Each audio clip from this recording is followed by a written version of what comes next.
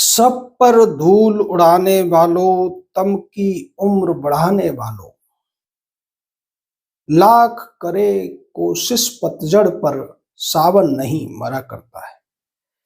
नमस्कार, मैं जनता शिवम गौतम। एक बहुत बड़ी खबर आ रही है लखनऊ की एमपी एमएलए कोर्ट से। इस कोर्ट ने अब पूरे के पूरे गांधी परिवार को और उनके 3 कांग्रेस के सबसे बड़े लीडर्स को 5 जनवरी को कोर्ट में पेश होकर अपनी सफाई देने का आदेश दिया है। मामला है राहुल गांधी द्वारा कांग्रेस पार्टी के नए कार्यालय के उद्घाटन के दौरान जो भाषण दिया गया और उस भाषण में राष्ट्र के खिलाफ ही लड़ाई लड़ने की बात की गई। राहुल गांधी ने अपने भाषण में कहा था कि वो न केवल बीजेपी और आरएसएस के खिलाफ लड़ाई लड़ रहे हैं बल्कि इंडियन स्टेट के खिलाफ भी लड़ाई लड़ रहे हैं। और यही बयान अब उनके लिए गले की हड्डी बन गया है। न केवल राहुल गांधी के लिए, उनकी मां के लिए, उनकी बहन के लिए, उनकी पार्टी के अध्यक्ष मल्लिकार्जुन खड़गे के लिए, जयराम रमेश के लिए और केसी वेणुगोपालन के लिए। ये जो मामला था वो दर्ज कराया था नृपेंद्र पांडे नाम के एक देशभक्त ने, और मामला चल रहा था एसीजेएम आलोक वर्मा की अदालत में, जो कि स्पेशल कोर्ट थी एमपी एमएलए के लिए लखनऊ में। इसमें सारे तथ्यों को देखा गया, सारे बयानात को देखा गया, और वो सब देखने के बाद प्राइमा फेसिली राहुल गांधी को इसमें दोषी के तौर पर पाया गया है। और बाकी जो लोग हैं वो राहुल गांधी का उनके इस वक्तव्य में जिस तरीके से ताली बजाकर समर्थन कर रहे थे वो उन सब के खिलाफ गया है और मामला बनता है राष्ट्रद्रोह का। क्योंकि अगर कोई व्यक्ति ये कहता है कि वो इंडियन स्टेट के खिलाफ लड़ाई लड़ना चाहता है या लड़ाई लड़ रहा है या लड़ाई लड़ने की तैयारी कर रहा है तो साफ तौर पर ये विद्रोह है, और विद्रोह करने को राष्ट्र में राष्ट्रद्रोह के तहत दंड भी दिया जाता है। हालांकि राहुल गांधी इस तरीके के बयानों के लिए पहले से ही बहुत ज्यादा कुख्यात हैं। और अगर केसेस की बात की जाए तो राहुल गांधी खुद जमानत पर है, उनकी मां जमानत पर है, उनका जीजा जमानत पर है, लेकिन अब उनकी बहन को भी सम्मन कर दिया गया है। यानी कि गांधी परिवार का कोई भी शख्स अब नहीं बचा जिसे अदालतों में चक्कर न लड़ाने पड़े। और सबसे बड़ी बात तो यह है कि नए साल के पहले ही हफ्ते में गांधी परिवार को अपनी सफाई पेश करनी पड़ेगी अब कोर्ट में। उसके साथ साथ कांग्रेस के बुजुर्ग अध्यक्ष, जो कि नाम के ही अध्यक्ष हैं, मल्लिकार्जुन खड़गे, उनको भी बताना पड़ेगा कि राहुल गांधी जब इस तरीके का भाषण दे रहे थे तो उन्होंने रोकने की बजाय उस भाषण पर तालियां क्यों बजाई। क्या वो राहुल गांधी की बात का अनुमोदन कर रहे थे? जयराम रमेश को भी जवाब देना पड़ेगा और कांग्रेस पार्टी के महासचिव केसी वेणुगोपालन को भी जवाब देना पड़ेगा। वैसे तो कांग्रेस पार्टी ऐसे लोगों से भरी हुई है जो देश के खिलाफ बयान देते हैं और देश को तोड़ने वालों का समर्थन करते हैं, यहां तक कि आतंकवादियों को भी जी लगाकर बोलते हैं। राहुल गांधी की बात की जाए तो राहुल गांधी ऐसे ही एक मामले में सजा याफ्ता भी हैं। उनको 2 साल की सजा हो चुकी है, जिस सजा को गुजरात हाईकोर्ट ने भी बरकरार रखा था।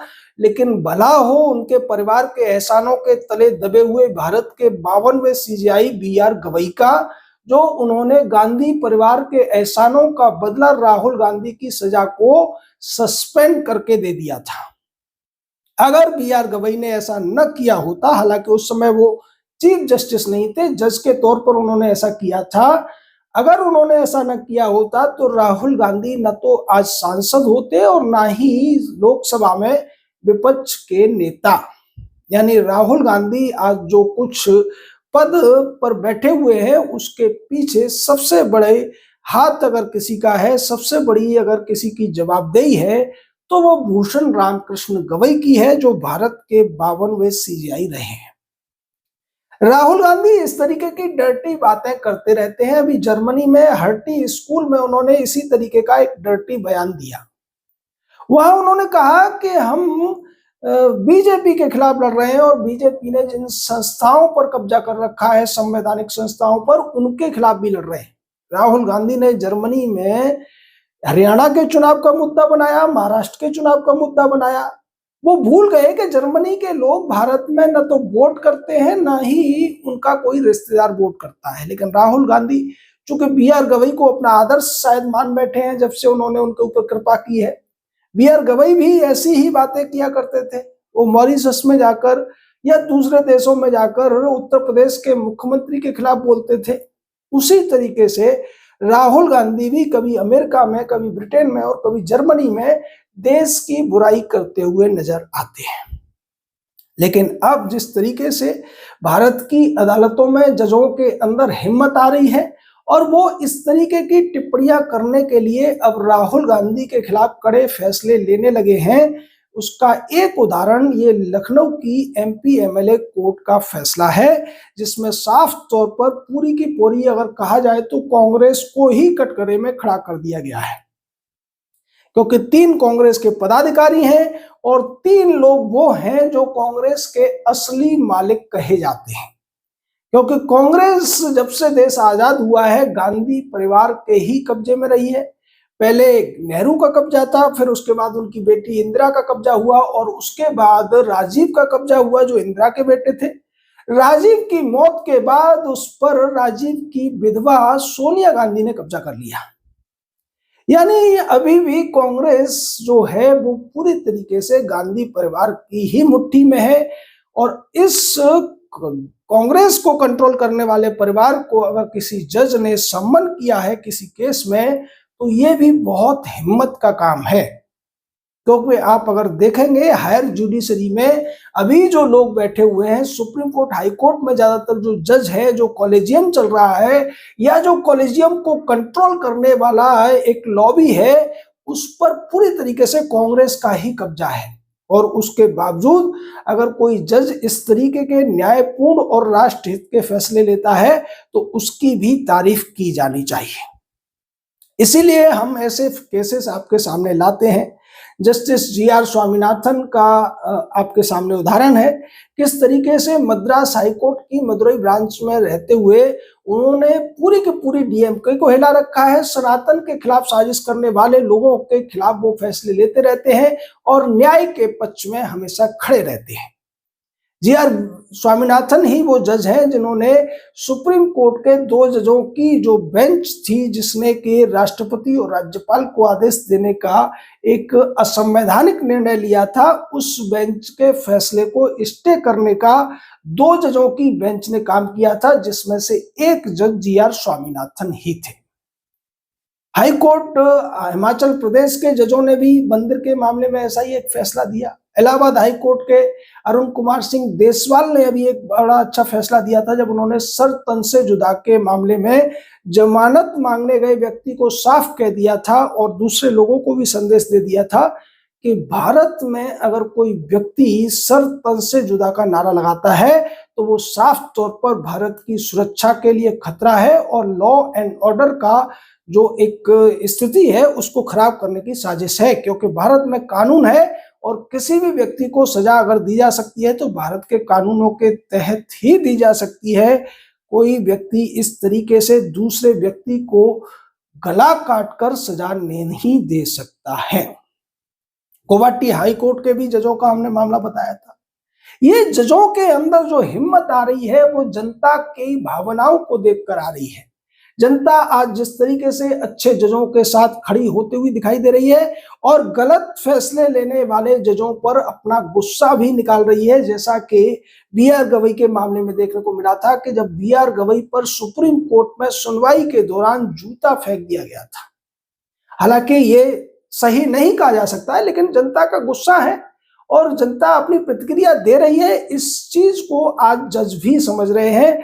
तो जो देश के प्रति समर्पित हैं, निष्ठावान हैं, उनके अंदर हिम्मत आ रही है और जो जज पहले देश विरोधी तत्वों का संरक्षण करते थे उनको डर भी लग रहा है और वास्तव में ये होना भी चाहिए।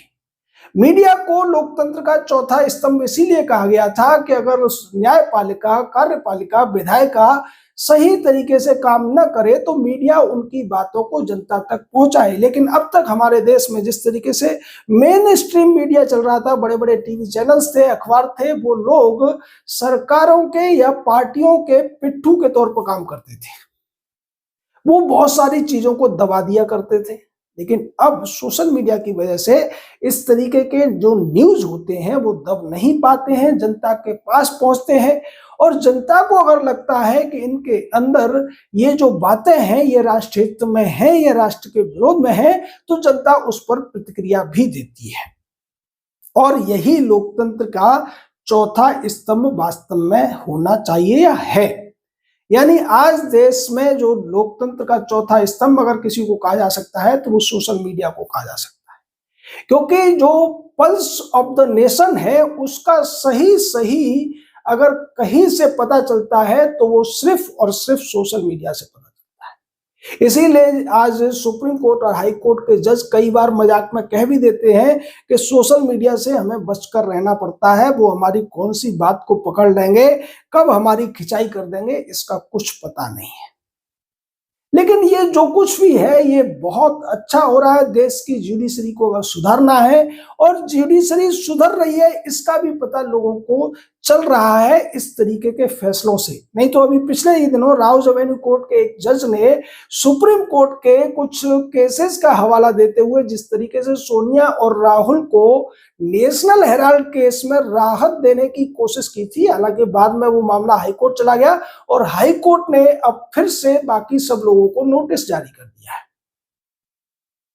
और ऐसा इसलिए हो पाया था कि सुप्रीम कोर्ट या हाई कोर्ट जिस तरीके से जो संसद के बनाए हुए कानून होते हैं या पहले से जो कानून होते हैं उनमें केस टू केस बेसिस पर थोड़ी थोड़ी तब्दीली करते जाते हैं और एक लंबे अंतराल के बाद ये देखने को मिलता है कि कानून पूरी तरह से बदल गया है।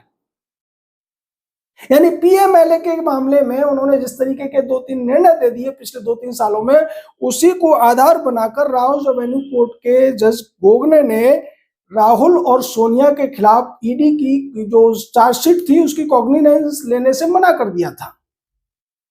तो ऐसा भी हो रहा है।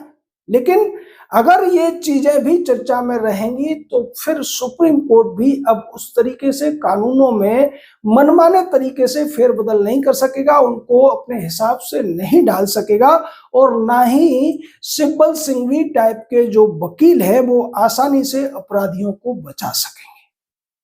आपका इस पूरे मामले पर क्या कहना है? 5 जनवरी को अब कांग्रेस पार्टी के पूरे परिवार यानी सोनिया, राहुल और प्रियंका को और कांग्रेस के 3 बड़े नेताओं मल्लिकार्जुन खड़गे, जयराम रमेश और वेणुगोपाल को कोर्ट में पेश होकर अपनी सफाई देनी है। आप इस पर अपनी राय दे सकते हैं। हमारे साथ जुड़े रहिए। जय हिंद, जय भारत।